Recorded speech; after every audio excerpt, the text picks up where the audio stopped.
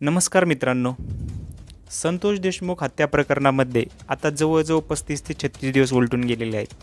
आणि मित्रांनो, या हत्यामध्ये जो सामील असणारा प्रमुख आरोपी आहे तो म्हणजे कृष्णा अंधारे.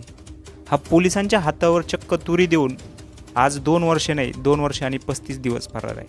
मित्रांनो, हा कृष्णा अंधारे जो आहे ना, तो संतोष देशमुख यांच्या हत्या होण्याच्या अगोदर 2 वर्षापासून फरार होता. तो 2 वर्षापासून फरार असताना तो पोलिसांना सापडला नाही. आणि ज्या दिवशी खून होणार होता त्या दिवशी तो इथं आला. परळीमध्ये म्हणजे त्याने केजमध्ये येऊन त्यानं खून केला आणि खून करून परत फरार झाला. म्हणजे विचार करा मित्रांनो, आपली पोलीस यंत्रणा नेमकं करते काय?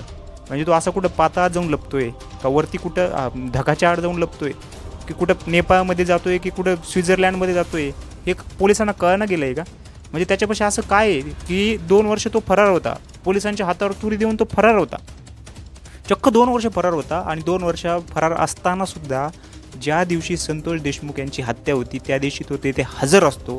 तो संतोष देशमुख यांची हत्या करतो. हत्या केल्यानंतर परत एकदा गायब होतो आणि परत तो पोलिसांच्या हातावर तुरी देतो.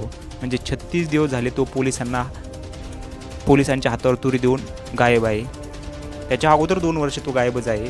म्हणजे कुठेतरी काहीतरी पाणी मुरतंय असं वाटत नाही का? म्हणजे एक सामान्य नागरिक म्हणून यावरती मला प्रश्न निर्माण होतो की जो मनुष्य 2 वर्ष गायब होता, म्हणजे 2 वर्ष तो फरार होता, पोलिसांच्या हातावर तुरी देऊन फरार होता, आणि 2 वर्षानंतर ज्या दिवशी संतोष देशमुख यांची हत्या होते त्या दिवशी तो पुन्हा येतो, तो खून करतो आणि परत गायब होतो आणि तो परत पोलिसांना सापडत नाही.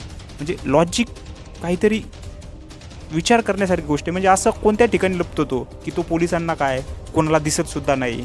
म्हणजे एवढ्या महाराष्ट्रामध्ये कृष्णा अंधारे आज कोणाला सापडत नाही, पोलिसांना सापडत नाही, कुठे दिसत नाही. म्हणजे किती मोठी शोकांतिका आहे की असा तो काय पोलिसांपेक्षा वरती झाला.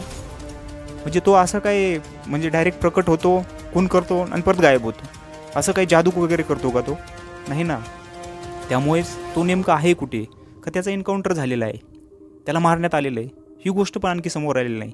त्यामुळे एक सामान्य नागरिक म्हणून माझं एक म्हणणं आहे की या हत्या प्रकरणामध्ये जो मुख्य आरोपी आहे कृष्णा अंधारे, तो लवकरात लवकर सापडणं खूप गरजेचं आहे. आणि माझ्या मते तो कुठे लपलेला आहे ह्याची काही गोष्टी काहीतरी क्ल्यू कोणाला तरी माहीत असणार आहे. लवकरात लवकर त्याच्यापर्यंत पोहोचणं गरजेचं आहे.